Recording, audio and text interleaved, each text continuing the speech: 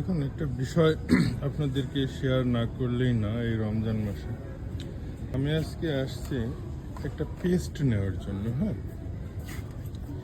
তো পেস্টটা এমন একটা জিনিস যেটা প্রত্যেক দিন আমরা জিহ্বার নিচে যায় একটা কেমিক্যাল। আপনারা হয়তো জানবেন যে হার্টের পেশেন্টের একটা কেমিক্যাল ইউজ হয় যখন তাদের বুকে ব্যথা হয়, তখন একটা কেমিক্যাল তারা জিহ্বার নিচে স্প্রে করে, তখন তাদের হার্টের প্রবলেম হলে সঙ্গে সঙ্গে সেটা ঠিক হয়ে যায়। তো এখান থেকে আমার মাথায় আসলো যে জিহ্বার নিচে এমন কিছু নার্ভ আছে যেগুলি হার্টের সঙ্গে সরাসরি কানেক্টেড। আর একটা জিনিস আমরা প্রত্যেকদিন ইউজ করি, সেটা হচ্ছে পেস্ট, যেটার ভেতরকার কেমিক্যালগুলি কি এবং কারা এটার ওনার, এবং এইভাবে আমাদের হার্টকে, আমাদের ইমানকে কোনোভাবে তারা ম্যানিপুলেট করছে কিনা, এটা আমার অনেক দিন থেকেই আমি এটা চিন্তা ভাবনা করছি। তো আজকে আসলাম একটা পেস্ট কিনতে, ওয়ালমার্টে আসছি।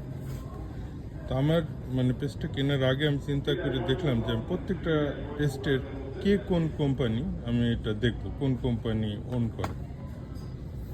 প্রথমে আমি এই যে ক্যাশটা উঠেছি, এটা হচ্ছে প্রক্টর অ্যান্ড গ্যাম্বল।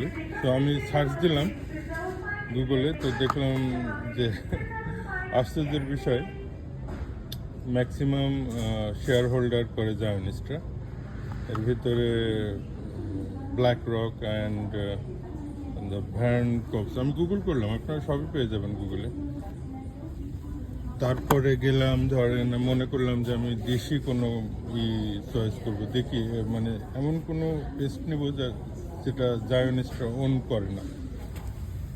দেখেন, এটাও আমি কি করলাম, গুগল করে দেখলাম এর কোম্পানি যেটা, এটা ভ্যান হর্ন আর ব্ল্যাক রক আর কি যেন, সবগুলি জায়নিস্ট কোম্পানি, এগুলি ফাইন্যান্সিয়াল কোম্পানি, এগুলো ওন করে। তারপরে আমি এটা দেখে মনে করলাম হয়তো বা এটা কোনো কানাডিয়ান কোনো কোম্পানি হবে কিংবা অন্য কোনো, না, এটাও দেখছি 50% জায়নিস্ট ওন করে।